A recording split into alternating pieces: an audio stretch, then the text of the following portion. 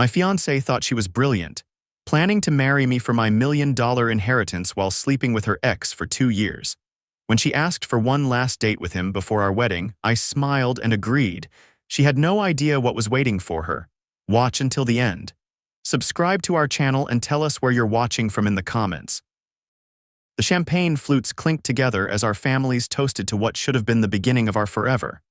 My mother wiped away tears of joy, my father clapped me on the back with pride beaming from his weathered face, and my soon-to-be-in-laws exchanged knowing glances that seemed to say, "Our daughter chose well."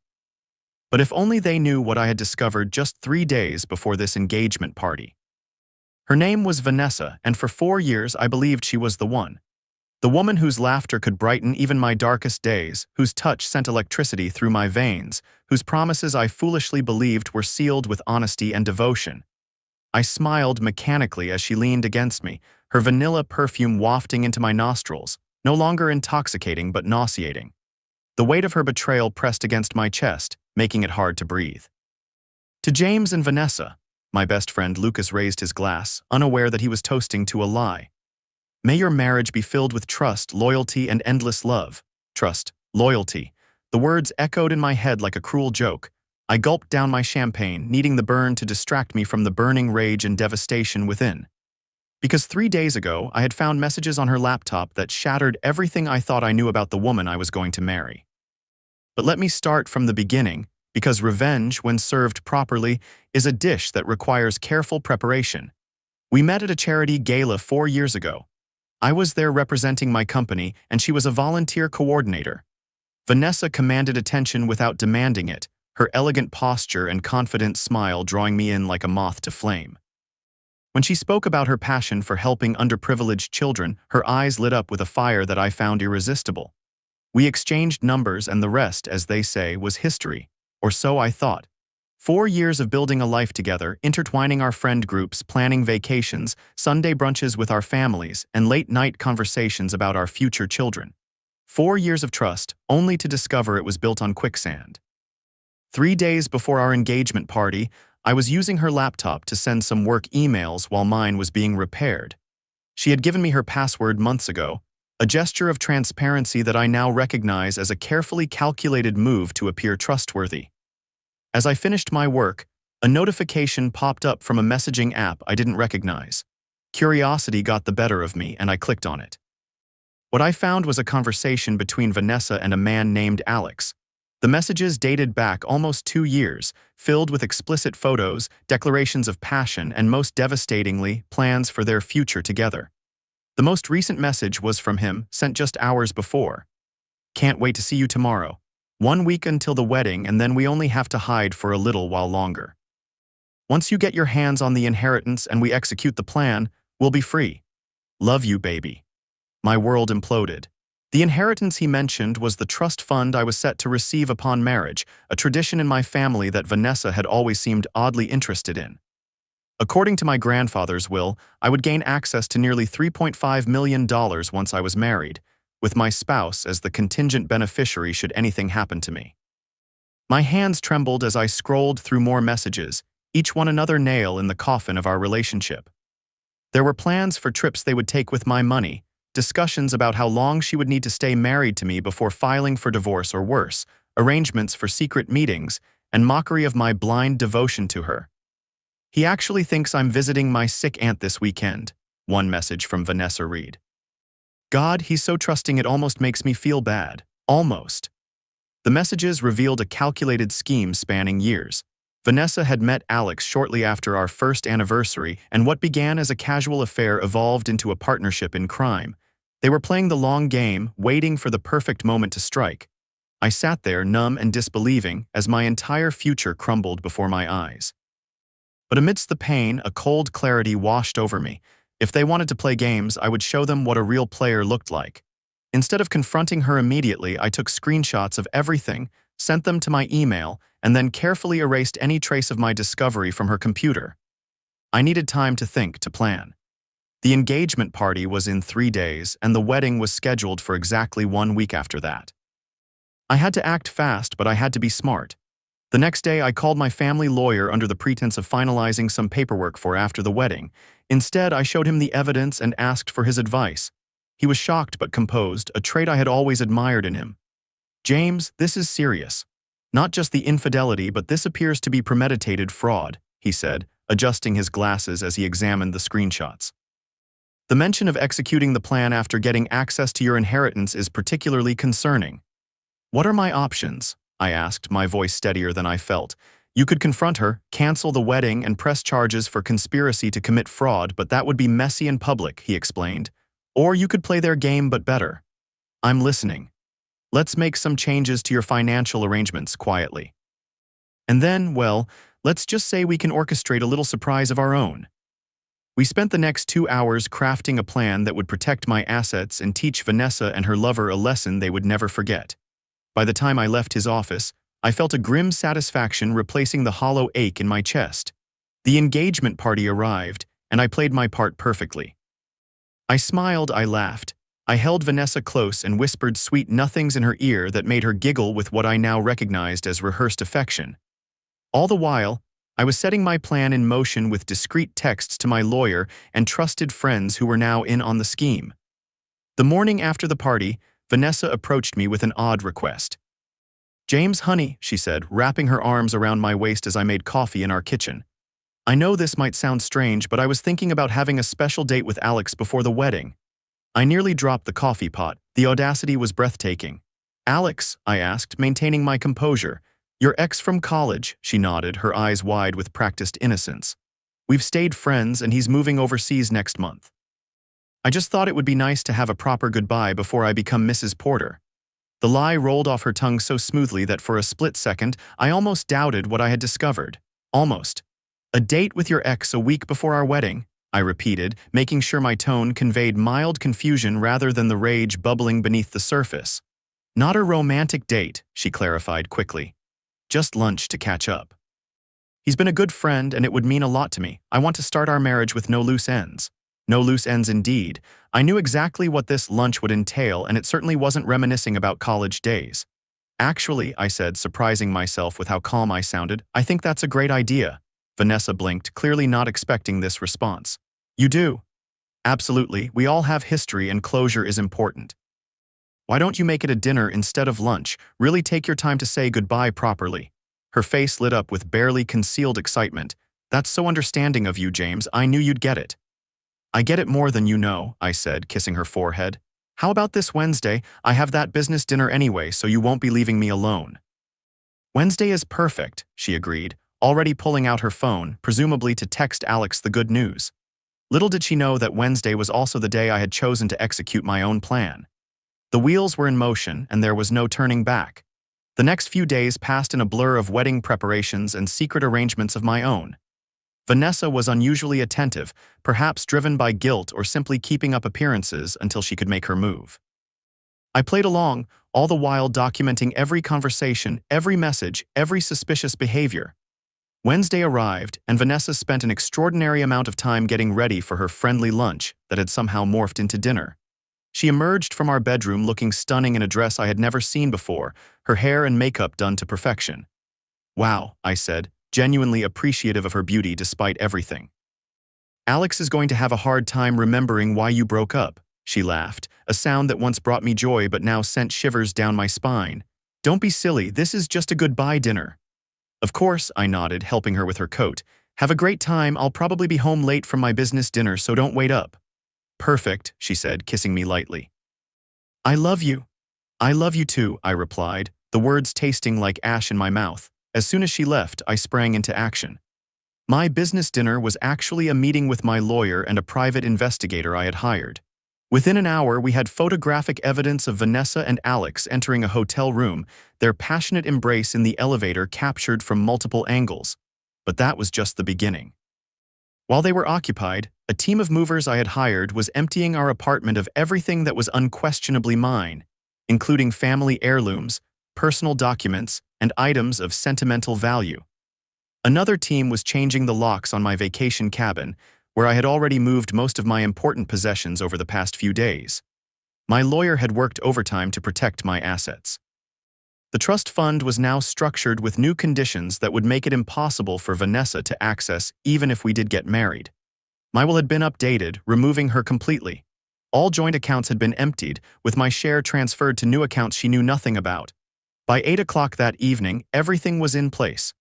I sat in a hotel room across town, surrounded by boxes containing the fragments of my former life, and called Vanessa. "Hey babe," she answered, her voice slightly breathless. I could hear muffled music in the background, not the ambient sounds of a restaurant, but something more intimate. "How's your dinner going?"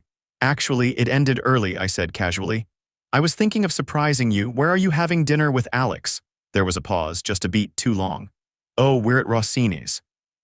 "But don't worry about coming, we're almost done." Rossini's had closed for renovations 2 weeks ago. Another lie. "That's great," I said. "Actually, I'm calling because I received some interesting photos on my phone. I think you might want to see them." "Photos?" Her voice raised an octave. "What photos?" "I'll send them to you. Oh, and Vanessa. The Cliffside Hotel has excellent room service, but next time you might want to be more discreet in the elevator." Silence, then a whispered, "Oh my God. I also found your conversations with Alex, all of them. The ones where you plan to take my inheritance. The ones where you mock me. The ones where you discuss how long you need to stay married to me before executing the plan. Very enlightening reading." "James, I can explain," she began, her voice trembling. "No need," I cut her off. "Your actions have explained everything perfectly. I've sent the evidence to both our families, by the way. I thought they deserved to know why the wedding is off." A choked sob came through the phone. "Please, James, let me explain. It's not what you think." "It's exactly what I think," I said coldly. "But don't worry, I've saved you the trouble of going through with your plan. As of this afternoon, you can't access any of our joint accounts. I've moved out of the apartment, the wedding is canceled, and everyone knows why." "You can't do this," she hissed, her tone changing from pleading to venomous in an instant. "Where am I supposed to go? What am I supposed to tell people?" "You can tell them the truth for once," I suggested. "As for where to go, I hear Alex has a comfortable setup. You two seemed quite cozy planning your future together." "This isn't over," she threatened. "I'll tell everyone you were abusive, that you forced me into this. No one will believe you. I have evidence, Vanessa. Screenshots, photos, video recordings of your meetings. Your own words condemn you, but by all means, try to spin this. I'm sure a fraud investigation would be a lovely addition to your criminal record."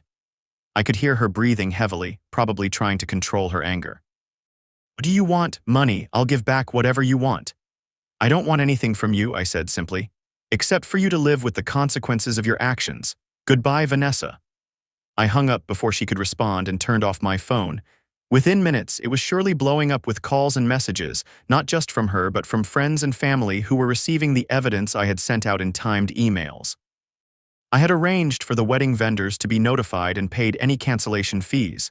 A carefully worded email had been sent to all guests, explaining that the wedding was off due to irreconcilable differences and thanking them for their understanding. The more detailed explanation, along with selected evidence, went only to immediate family members. That night, as I lay in an unfamiliar hotel bed, I felt a strange mix of emotions. There was pain, of course, deep and raw.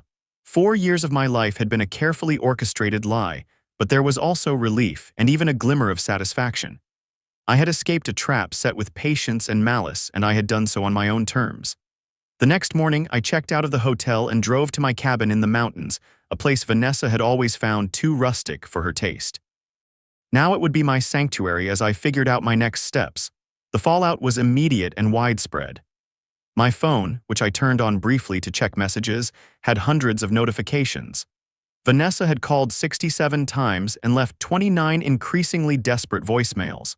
Her messages ranged from tearful apologies to vicious threats, from declarations of love to accusations of cruelty.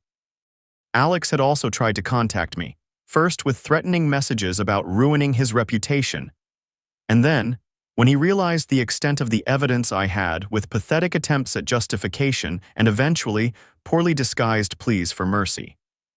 My parents called to express their shock and unwavering support. Vanessa's parents, to my surprise, left a deeply apologetic message, assuring me they had no idea of their daughter's deception and expressing their shame and regret. Friends were divided. Some immediately took my side, disgusted by Vanessa's betrayal. Others reserved judgment, waiting to hear both sides of the story. A few, mostly Vanessa's longtime friends, attacked me for publicly humiliating her, regardless of what she had done. I responded to none of them.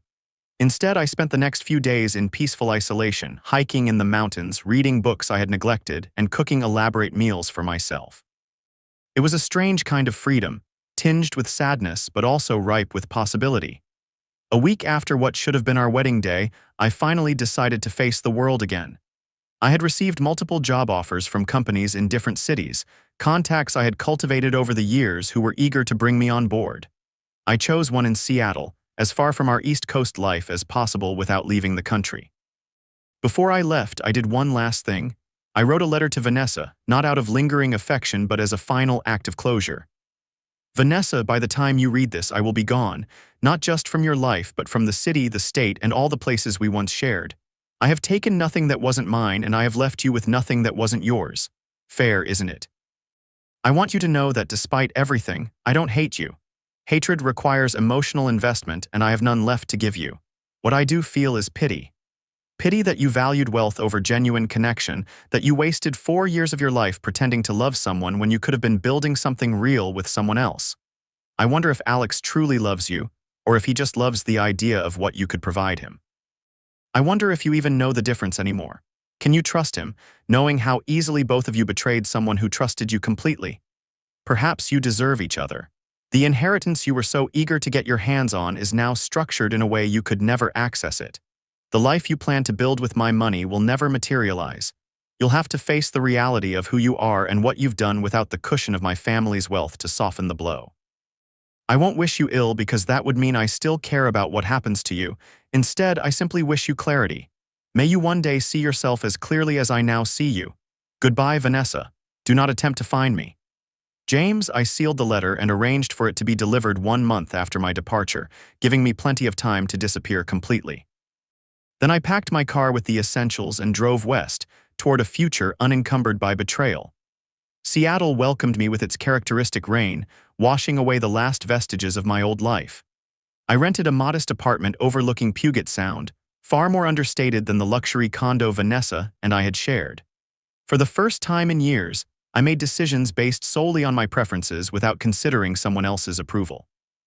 3 months into my new life, my phone rang with an unfamiliar number. Against my better judgment, I answered. James, thank God you picked up. It was Lucas, my former best friend, the one who had toasted to trust and loyalty at our engagement party. How did you get this number? I asked, neither hostile nor welcoming. Your mother gave it to me after I begged for weeks, he admitted.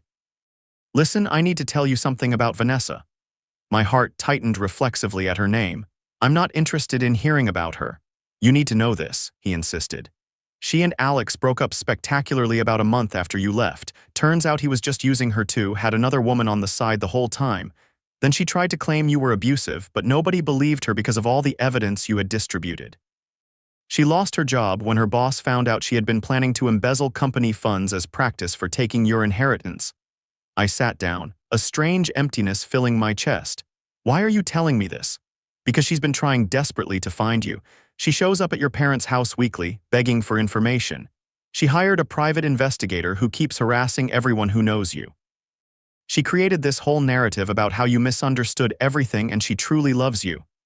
And you believe that? I asked, genuinely curious rather than angry. Of course not, Lucas scoffed.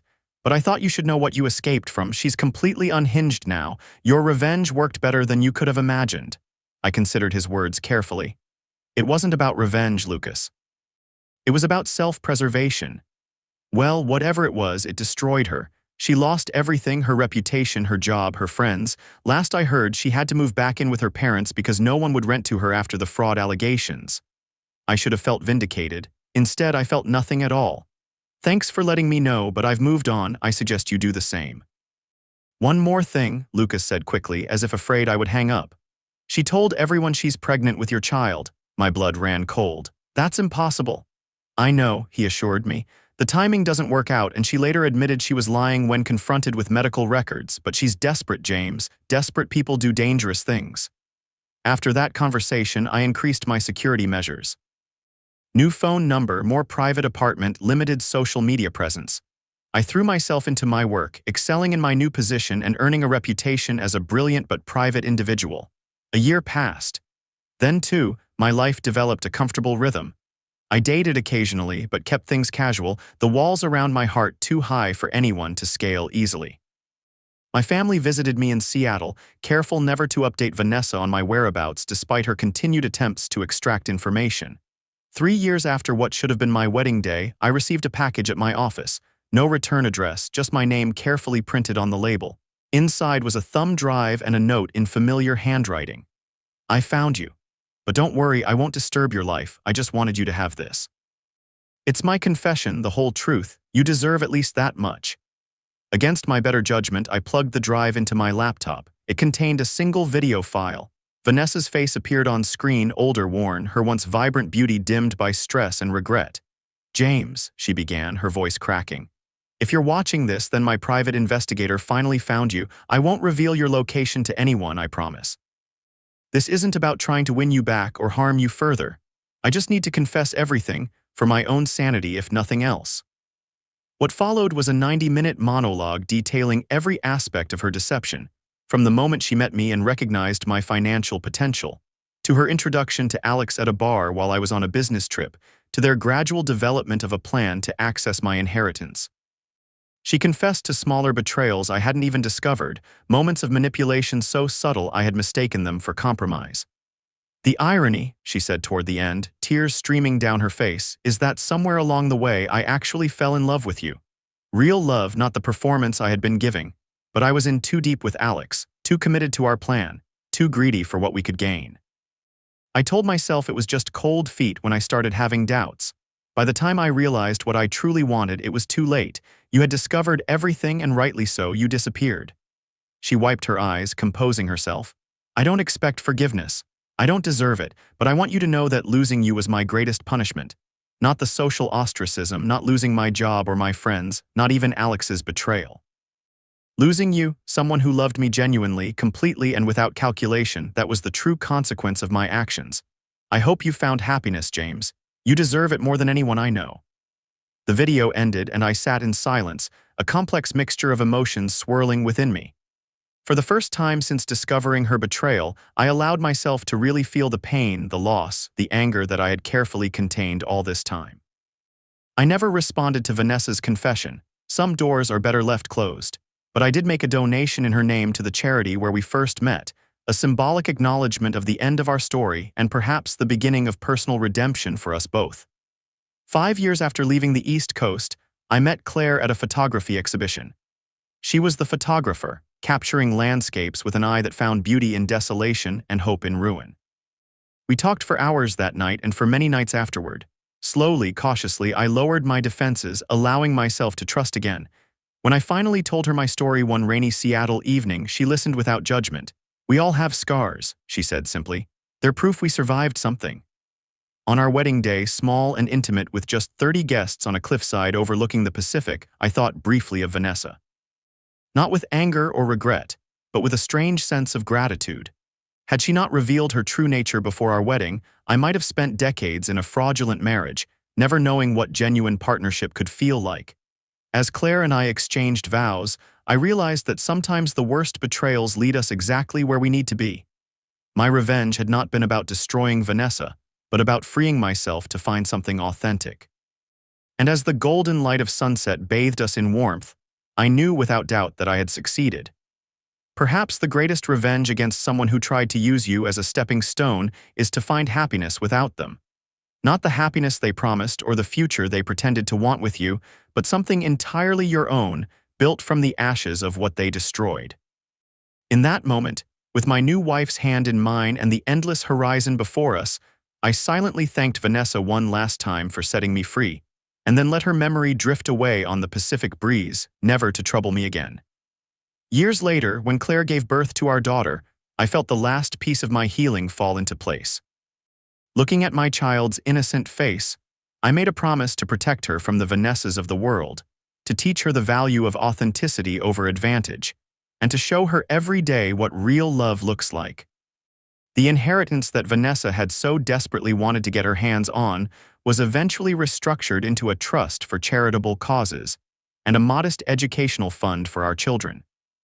Money that might have fueled a betrayer's dreams instead built schools in developing countries and provided scholarships to underprivileged youth. Sometimes I wonder if Vanessa ever found her way to genuine happiness, if she ever learned to love someone for who they were rather than what they could provide. I hope she did. Not for her sake, but for the sake of believing people can change. As for me, I never regretted my decision to walk away and start fresh. The pain of betrayal eventually faded, replaced by the quiet joy of a life built on honest foundation. My revenge wasn't in the public revelation of her schemes or the satisfaction of thwarting her plans.